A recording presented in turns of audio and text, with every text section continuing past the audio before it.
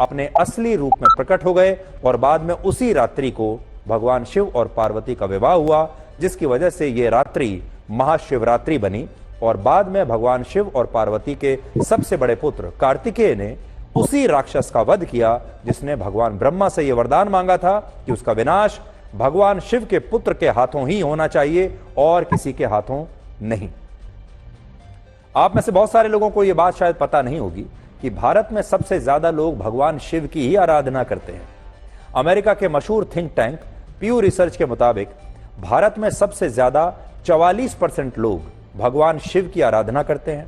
35% लोग भगवान शिव के अवतार हनुमान जी की आराधना करते हैं। 32% लोग भगवान शिव के पुत्र गणेश जी की आराधना करते हैं।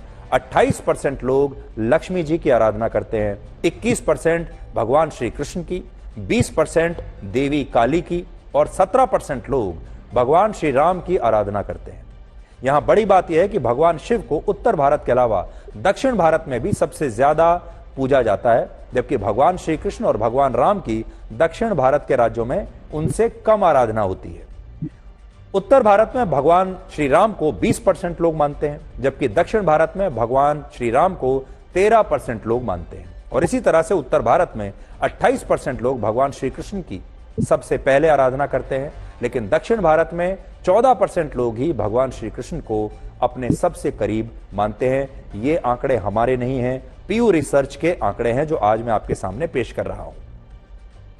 लेकिन जब बात भगवान शिव की आती है तो उत्तर से लेकर दक्षिण तक ज्यादातर लोग भगवान शिव की सबसे पहले आराधना करते हैं। उनके भक्तों की संख्या बहुत ज्यादा है और यही वजह है कि हमारे देश में जो भगवान शिव को समर्पित 12 ज्योतिर्लिंग हैं, वहां हर साल लगभग 19 करोड़ लोग दर्शन करने के लिए आते हैं, जिससे आप भगवान शिव की शक्ति को समझ सकते हैं।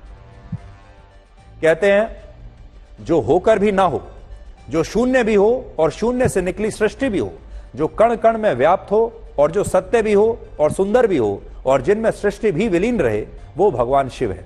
और आज आप चाहें तो भगवान शिव से 2 बड़ी बातें सीख सकते हैं।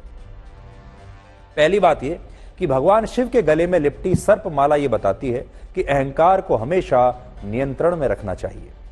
भगवान शिव से आप मैनेजमेंट का एक लाइफ लेसन भी सीख सकते हैं और वो सीख ये है कि आपको अच्छे में हमेशा पीछे और बुरे में हमेशा आगे रहना चाहिए। समुद्र मंथन के दौरान जब विष निकलता था तब कोई उस विष को पीना नहीं चाहता था और इसके बाद भगवान शिव ने आगे आकर उस विष को पिया, लेकिन जब समुद्र मंथन से अमृत निकला तो उन्होंने इस अमृत को पहले देवों को पीने के लिए दे दिया था। तीसरा, भगवान शिव की तीसरी आंख यानी तीसरा नेत्र यह सिखाता है कि जीवन में भी त्रिनेत्र का होना आवश्यक है और यह त्रिनेत्र आपके विवेक का होना चाहिए, जिसमें आप विवेक से फैसले लेकर अपने जीवन को स्थिर और सही दिशा दे सके। चौथी बात आप भगवान शिव से यह सीख सकते हैं कि भगवान शिव रुद्र भी हैं यानी विनाशक भी हैं और वो भोलेनाथ भी हैं यानी दयालु और उदार भी हैं और आपको जीवन में ऐसा ही होना चाहिए।